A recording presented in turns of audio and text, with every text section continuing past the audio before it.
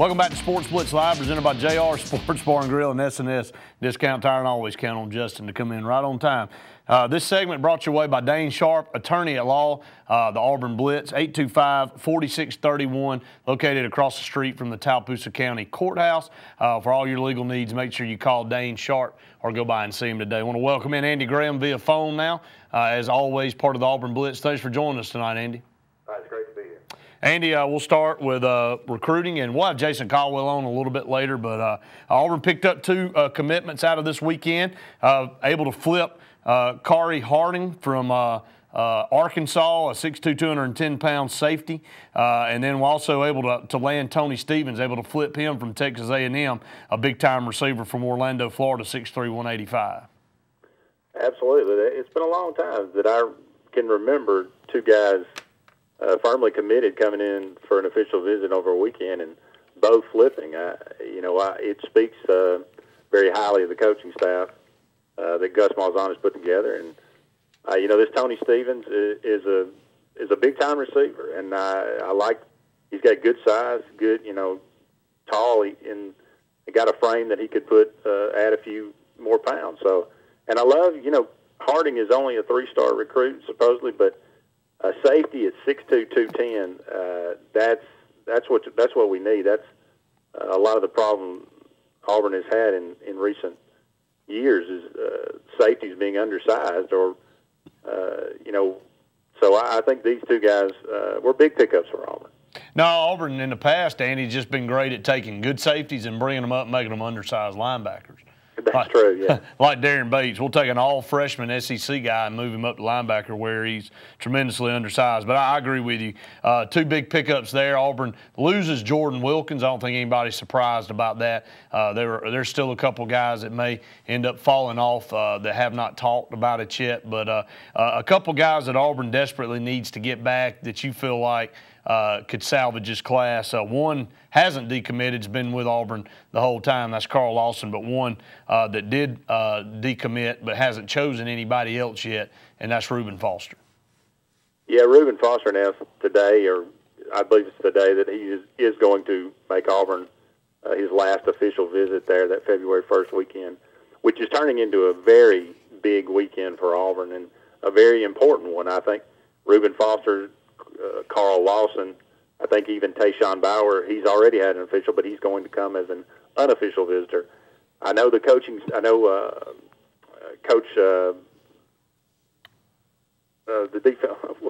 Ellis Johnson and Yes. Went to visit Montravius Adams today along with Rodney Garner.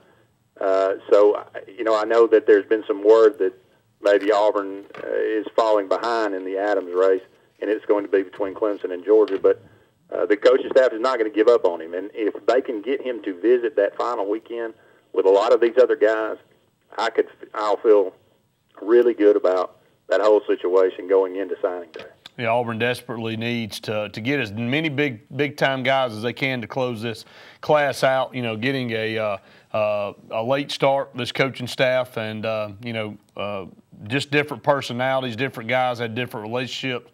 D-liner decommitting last week, and I don't think anybody thinks that he'll end up anywhere other than Alabama. So some guys coming in this weekend, Andy, some big names. It looks like maybe Alti Tenpenny, the big running back from Arkansas who is committed to Alabama, maybe looking around a little bit, and also it's rumored Greg Bryant may be making an official visit to Auburn. He's the nation's #2 running back. Derek Green makes an announcement this Saturday at 3 o'clock Central Time up in Virginia. It's basically between Michigan and Auburn. I don't think Tennessee's really involved in it, although he still lists all three teams. Auburn needs to land one of these guys to solidify their backfield. Yeah, they definitely do. Tenpenny visiting this weekend. Alabama's running back situation is pretty stacked. They've got some impressive recruits coming in, so that backfield is looking a little more crowded than it was. So he certainly is, weighing his options. And anytime you get a recruit on campus, it's a good thing, especially for Auburn. The Derek Green situation, he's a guy that's hard to read. I remember early in the recruiting him saying that he didn't want to play anywhere that it was too cold. He wanted to play in warm weather. Michigan is in warm weather. So Auburn's got a chance, but I would have loved, to have seen him make an official visit, but here. But like you said, Auburn just needs to get one of the three, and I think they would be satisfied. Yeah, Andy Graham on the phone with us, part of the Auburn Blitz. Andy, we'll shift gears and talk some basketball. Auburn lost an overtime game, a double overtime game to Arkansas. Had a chance to win that game, go to 3-0. But not all was lost. They had Kentucky coming in this past weekend, and Auburn had a tremendous crowd, electric atmosphere, and they just didn't show up. They laid an egg and just missed a golden opportunity against by Kentucky standards below average team by all stretches, and just had it taken to them in the second half. Couldn't hit anything from behind the arc. Just a tough situation for a team that had a chance to really make a stride in the right direction, and they didn't do it. Yeah, it's frustrating. The loss in Arkansas, it didn't really feel, it was devastating that, losing in double overtime when they had opportunities to win. But the fact that they played so well on the road and they fought back, they hit a three-pointer, with 5 seconds to play to send it to overtime. They had an opportunity in overtime, to win it, but they, kind of ran out of gas in the second overtime. But even with that loss, you felt like maybe they could gain some confidence by just playing so well on the road. But, leave it to Kentucky to put us in our place. I think Randy was commenting on earlier, Auburn has just never, played Kentucky well. I can count the victories on my hand. But Auburn they've got a mental block at this point, and certainly there is a lack of talent when it comes to comparing Auburn and Kentucky. Now, I know everybody says Kentucky's down, and they are this year in that they're not competing for a national championship. But, Kentucky got beat by Duke. They got beat by Louisville. They got beat by Notre Dame and Baylor, which, Duke and Louisville are 2 top 5 teams.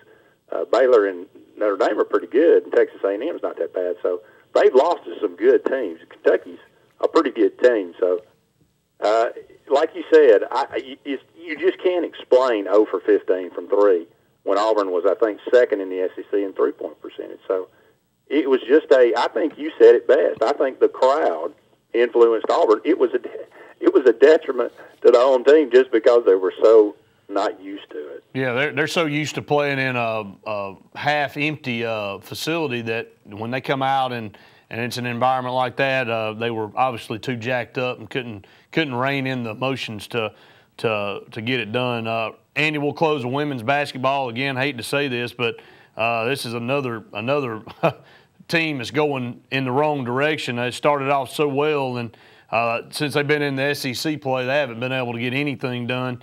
They've lost 4 of their last 5, and as you said, got humiliated by Kentucky on the road. So, they lost to Tennessee, had a lead with about 10 minutes to go in the second half, just not going in the right direction either. No, the wheels are coming off a little bit. Now, granted, Kentucky's number 5 team in the country, and Auburn's certainly not on that level yet. They got handled by Tennessee. They actually played with Tennessee pretty well for 2/3 of the game, but came up a little short. They just need to continue to compete. Obviously, they're going to go to Tuscaloosa Thursday and play Alabama. Now, Alabama in the last 4 or 5 years has been a good place to get right for a women's basketball team. So Auburn needs to take advantage of that opportunity. Just one note, Blanche Alverson, the senior guard forward that from Andalusia, became only the 4th player in Auburn's women's basketball history to get 1,000 points, 500 rebounds, 100 assists, 100 steals, and 50 blocks in a career. And, oh, by the way, she was the homecoming queen. So quite a year for Blanche Alverson. Yeah, no kidding. What a stat line, and then throw homecoming queen on top of it. Tremendous feat for her. Maybe she can help this women's basketball team get things turned around, head down the stretch. Andy, we appreciate you being part of the program each week here on the Auburn Blitz, sponsored by Dane Sharp, attorney at law. Already looking forward to next week. Yeah, me too. Maybe we can get Blanche to play for the men. No kidding. We can use all the help we can get. Thanks, Andy. Appreciate it. Okay, bud. That's Andy Graham, part of our Auburn Blitz segment each week, sponsored by Dane Sharp. Attorney at law for all your legal needs. Make sure you call Dane Sharp or go by and see him in Dayville across the street from the Tallapoosa County Courthouse. We're going to take a break. When we come back, we'll have Luke Robinson on the phone with us, and we'll be in the Bama Blitz segment of our show, sponsored by Mike Bradbury and Bradbury Medical Center. Stay tuned. More Sportz Blitz Live presented by JR's and S&S Tire right after this.